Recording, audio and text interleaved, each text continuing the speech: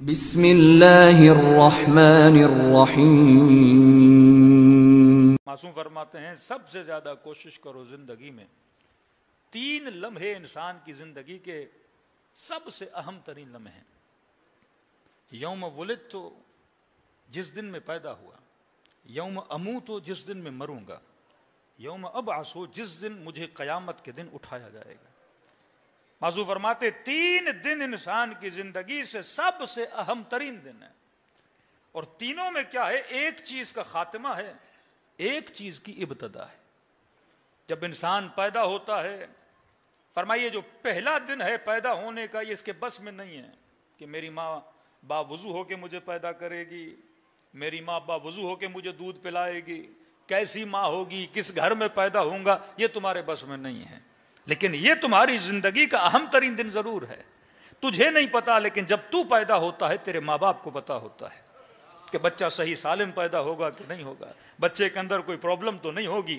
زندگی کا اہم ترین ڈے ہوتا ہے جس دن تو پیدا ہوتا ہے، اس کا سرٹیفکیٹ بھی بنتا ہے جس کو برتھ سرٹیفکیٹ بولتے ہیں۔ دوسرا دن فرمایا جب تو دنیا سے جاتا ہے۔ اب یہ جو پیدائش کا دن ہے، ایک مرحلہ ختم کر کے تو پیدا ہوتا ہے، وہ مرحلہ ہے 9 مہینہ شکم مادر کا مرحلہ۔ اگر 9 مہینے شکم مادر میں صحیح سالم گزرے تو جسم بھی جو پیدا ہوگا صحیح سالم پیدا ہوگا۔ اگر شکم میں گزرے ہوئے 9 مہینے صحیح نہیں گزرے تو بچہ جب پیدا ہوگا تو کوئی نہ کوئی اس کا عضو کیا ہوگا؟ ناقص ہوگا۔ فرمایا دوسرا دن شکم مادر کے گزرے ہوئے لمحے اور پیدائش کا لمحہ، انسان کو پتا چلے گا کہ ماں نے اگر صحیح کھایا صحیح پیا تو بچہ کیا ہوگا؟ صحیح سالم پیدا ہوگا۔ دوسرا فرمایا یوم اموت، جب دنیا سے تو جاتا ہے۔ یہ جانے والا دن بھی بڑا اہم ہے، کیونکہ اس میں یہ وہاں شکم مادر کے 9 مہینے اور یہاں دنیا کے 50 سال جو تم نے گزارے، اگر وہ صحیح گزارے تھے تو سکرات الموت تمہاری اچھی ہوگی، اگر وہ برے گزارے تھے تو سب سے بڑی تکلیف جو انسان کو آتی ہے وہ سکرات الموت میں ہے۔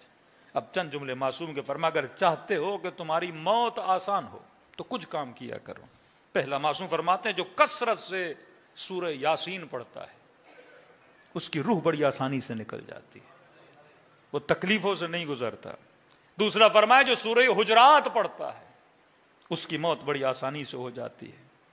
تیسرا فرمایا جو اپنے محلے میں اپنے ہمسایوں سے اخلاق کا بڑا اچھا ہوتا ہے، فرمایا اس کی موت بڑی آسانی سے گزر جاتی ہے۔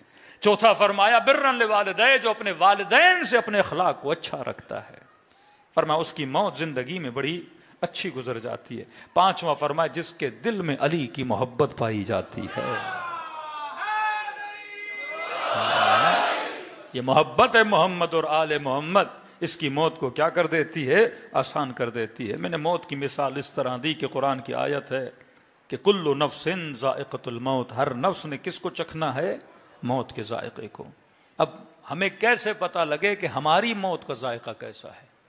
ہاں، شادی چلے گئے، ان کی موت کا اپنا ذائقہ تھا، ہر انسان کی موت اپنا ذائقہ ہے۔ قاسم سے پوچھا ذائقہ کیسا؟ فرمایا چچا احلی من العسل، شہد سے زیادہ میٹھا ہے۔ تو مجھے کیسے پتا چلے میرا ذائقہ کڑوا ہوگا یا میٹھا ہوگا؟ کہ ذائقے خدا نہیں بناتا۔ ایک مثال دوں، یہ پانی کا گلاس، ابھی میں نے پانی پیا، پانی زندگی کی طرح ہے، پانی کا نہ کوئی رنگ ہے، پانی کا نہ کوئی ذائقہ ہے۔ پانی کے اندر ایک خوبی ہے، یہ رنگ بھی پکڑتی ہے، یہ ذائقہ بھی پکڑتا ہے۔ نمک ڈالو تو نمکین ہے، شربت ڈالو تو میٹھا ہے، لال کرو تو لال ہے، گرین کرو تو گرین ہے۔ فرمایا زندگی اسی طرح اس آئینے کی طرح ہے، جب تو پیدا ہوا تو خدا نے آئینہ دیا، اب یہ تیری مرضی ہے تو ولائی بن کے زندگی کو میٹھا کرے، یہ تیری مرضی ہے تو طاغوتوں میں جا کے زندگی کے ذائقے کو کڑوا کرے۔ اب جب تمہاری موت کا وقت قریب آئے گا، ملک الموت اور کچھ نہیں کرے گا، اسی گلاس حیات کو تیرے سامنے لے کر آئے گا، اور پینے کے بعد اگر تو کہے گا ملک الموت یہ اتنا کڑوا کیوں ہے، تو آواز آئے گی کڑوا میں نے نہیں بنایا، کڑوا تو نے خود بنایا ہے، یہ تیرے ہاتھ میں تھا، تو زندگی اور موت کے ذائقے کو میٹھا بناتا۔ تو کسی جوان نے کہا مولانا اگر ذائقے کڑوے ہو گئے، میلے ہو گئے، نجس ہو گئے، کوئی راہ ہے کہ اس پانی کو پھر سے صاف کیا جائے؟ ہاں پانی بھی نجس ہو جاتا ہے، گندا ہو جاتا ہے، میلا ہو جاتا ہے.